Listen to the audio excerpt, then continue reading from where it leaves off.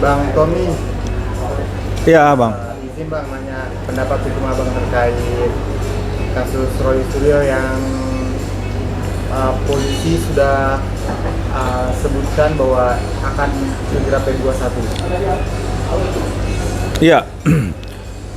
Jadi pihak kejaksaan dalam hal ini JPU ya sudah memberikan satu ruang atau memberikan satu proses dari di mana namanya pemberkasan ini sudah dikatakan komplit atau lengkap ya dari pihak kepolisian. Tentunya pihak kepolisian melengkapi semua.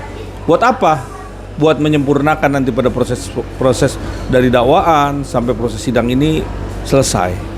Tentunya kita hormati itu. Ya, saya yakin di minggu depan ini sudah ya diterbitkan P21 kepada pihak kepolisian, dan pihak kepolisian memberitahukan kepada si Roti ini untuk nanti dijadwalkan lah untuk tahap 2-nya. Kapan waktunya nanti kita sama-sama lihat. Nah, kenapa? Karena tahap 2 penyerahan daripada tersangka, alat bukti dan macam-macam semua berkas perkara semuanya disampaikan kepada pihak kejaksaan dan wajib hukumnya untuk dilakukan penahanan. Tentunya itu poinnya. Yang kedua, ya, dalam proses nanti setelah P21 terus dilimpahkan ke pengadilan dari kejaksaan, tentunya ini juga menjadi satu poin penting. Kenapa? Karena Bapak Jokowi menyatakan dalam proses hukumnya dia akan hadir di persidangan. Dia akan hadir di persidangan dan menunjukkan sertifikat aslinya. Artinya memang sekarang ini bahwa kita sama-sama melihat nanti fakta hukum ya dari semua perbuatan-perbuatan yang berkelanjutan daripada Roti ini, yang semua membentuk suatu opini, mendiskriminasikan seseorang ya. Hal tersebut itu harus dilakukan suatu penindakan hukum. Jangan memberikan narasi sumber-sumber yang lain, menggandeng orang sehingga ini menjadi buyar. Nah, itu tentunya kita lihat saja, semoga semua proses yang hukum ini sesuai dengan aturan kan, tentunya sesuai dengan apa adanya. Toh juga Bapak Jokowi kita lihat ya, seorang negarawan yang benar-benar humble dan tidak, dia memang benar-benar rendah hati ya. Tidak ada yang sakit atau tidak emosional. Dia menjalaninya dengan sepenuh hati. Bahkan juga dia bilang dia mau hadir di persidangan. Sangat luar biasa loh. Ini mantan presiden ke-7 kita loh, yang sudah banyak berjasa, sudah banyak melakukan satu perbuatan-perbuatan yang berimpact kepada masyarakat banyak. Berpembangunan yang sudah impactnya juga kita semua nikmatin. Ya. Coba itu dilihat gitu loh. Sampai sekarang tuh tidak ada dia memandang sebelah mata sampai sekarang ini. Bahkan dia berkoar-koar, menggandeng ini, menggandeng itu, sehingga membuat satu narasi-narasi, memberikan satu impact kepada masyarakat tuh jadi kayak semacam orang bodoh. Dan semua ujungnya tuh omong kosong. Saya cerita ini omong kosong. Kenapa omong kosong? Karena hal-hal yang nggak perlu lagi kamu jelaskan lagi.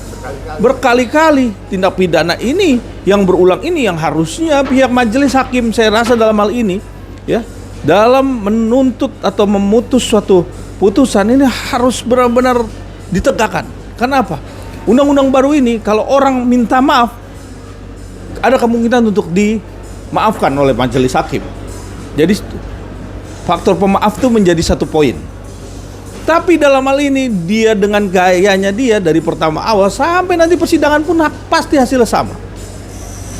Bahkan dia nanti menggandeng siapa, melawan siapa. Jadi menarasikan. Jadi buat saya segera tindak, kita lakukan fakta hukum, kita uji nanti di persidangan biar tahu bagaimana dia melakukan satu tindakan ini adalah benar-benar melanggar hukum. Tapi kalau pihak Roy bilang bahwa ini tuh error in objecto karena sebenarnya yang diteliti oleh Roy ini tuh ijazah yang di Dian Sandi, dari yang diupload oleh Dian Sandi. Artinya yang dilapor itu Dian Sandi, dan bagaimana Dian Sandi mendapatkan ijazah ini, bukan Roy-nya gitu maksudnya. Sekarang kalau yang namanya memakai satu alat bukti, sumbernya dari mana itu kan harusnya sumber yang valid. Ya. Kenapa? Untuk menguji itu palsu atau tidak palsu, dia harus punya aslinya. Ya, harus punya bentuk fisiknya yang dipalsukan, asli yang palsu. Jadi yang diduga palsu tapi aslinya. Oke, jadi ada dua. Jadi ada dua. Kalau dia ngunjukin itu dalam bentuk fotokopi, itu nggak bisa dikatakan sah. Karena apa? Karena bentuk fisik itu harus benar-benar sesuai untuk membuktikan dia asli apa palsu. Itu poin pertama. Jangan dia menarasikan hasil dari orang diambil langsung diekspos. Karena kita nggak bisa menguji itu. Negara kita kan negara hukum. Sama-sama orang bilang ini kopian itu diedit bisa aja, ya kan? Kopian itu dilakukan pengeditan karena mau dilakukan satu pelaporan sehingga dia melakukan satu tindakan-tindakan tertentu yang kita nggak pernah tahu seperti apa.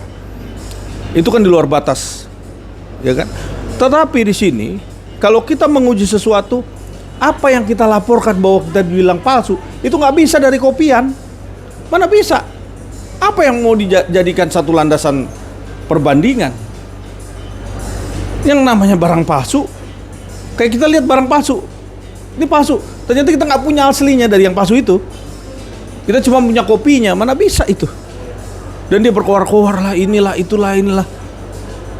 Jadi memang itu yang terjadi sekarang, menjadi satu dilematis yang berkepanjangan sehingga terbentuklah opini-opini dan menyesatkan. Tentunya itu. Tapi kalau apa sih yang akhirnya bisa membuat Roy ini tidak ditahan? Mungkin karena kooperatif atau karena kan begini loh, ada beberapa dalam laporan tersebut kan yang sudah RJ, sudah dibebaskan, sudah dilepasin. Harusnya itu dalam satu nomor laporan kan, semuanya dalam satu laporan tersebut semuanya harusnya dibebasin termasuk Roy Suryo. Iya, analoginya begini. Perbuatan hukum walaupun di atas 5 tahun sudah dilakukan satu kebijakan daripada pihak kepolisian bahwa itu tidak ditahan. Saya rasa ini bagian terpenting sebenarnya yang perlu kita cermatin. Kenapa? Orang ancaman hukuman di atas 5 tahun dijadikan tersangka tapi tidak ditahan, ya kan? Kalau yang namanya tidak ditahan, harusnya dia lakukanlah. Selama ditahan dia kan harusnya wajib lapor, pertama. Yang kedua menjadi pengawasan Polda Metro. Kenapa dipawasin? Ya kan? Kalau suatu saat Polda Metro mau ngambil lagi untuk ditahan, dia bisa aja. Karena dia membuat keonaran, berulang, melakukan tindak pidana, berulang lagi. Terus makin tambah parah. Makanya kita lihat di TV kayak begitu bicaranya. Nah, kalau menguji satu hukum, dia bisa dong upaya hukum. Mau dia pra-peradilan, mau dia begitu tersangka dia gelar perkara khusus di Bareskrim. Karena salah satu upaya-upaya hukum. Malah dia bilang katanya kadaluarsa. Dari mana kadaluarsanya?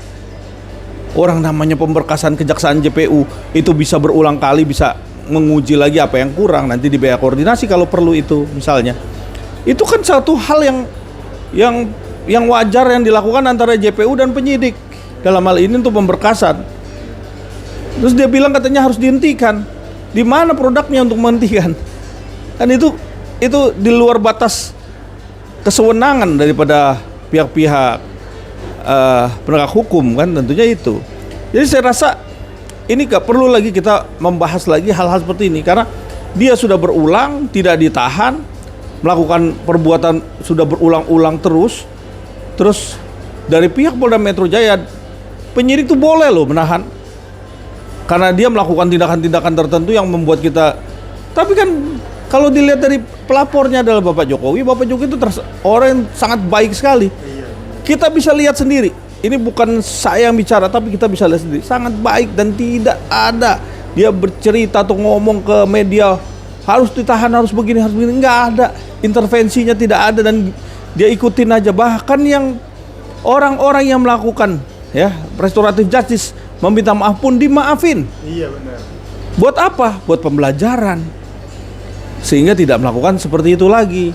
Dan masyarakat tahu bahwa betapa seorang Bapak Jokowi ini seperti ini, seperti ini hati nuraninya, Ya, inilah yang harus kita ambil benang merah daripada kasus ini, Bapak Jokowi seperti ini gitu loh. Terkait satu nomor itu yang beberapa udah di RJ, habis itu harusnya Roy Suryo juga ikut dibebasin, itu seperti apa Bang? Ya, kalau yang namanya delik aduan, apalagi delik aduan ini adalah orang yang melaporkan langsung. Tentunya menjadi satu pokok penting adalah yang memegang kendali terhadap pelaporan itu adalah pelapor. Iya dong, namanya delik aduan. Yang boleh melaporkan adalah kita sendiri. Yang lainnya sudah melakukan pemaaf. Saya rasa yang lainnya sudah dimaafkan, dilakukan restoratif justice, sudah tanda tangan sama-sama tanda, ya sudah. Tapi orang ini wajib nih, yang namanya roti, kan kita semakin mengerucut tuh, kayak piramid. Lama-lama makin merucut nih, oh ternyata otaknya ini nih. Iya. Ternyata inilah biang keladinya kan gitu. Kenapa? Karena dilihat dari semua orang yang sudah meminta maaf, dia nih, bahkan dia menantang-nantang nih. Gitu. Jadi kita lihat seperti itu poinnya. Jadi biarkan ini berjalan sesuai aturan hukum aja.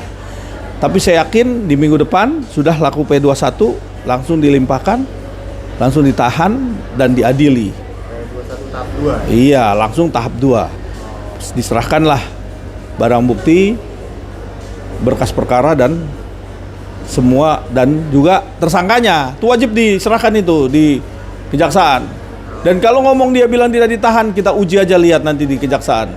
Ya, pasti harus ditahan ini. Gitu. Oke.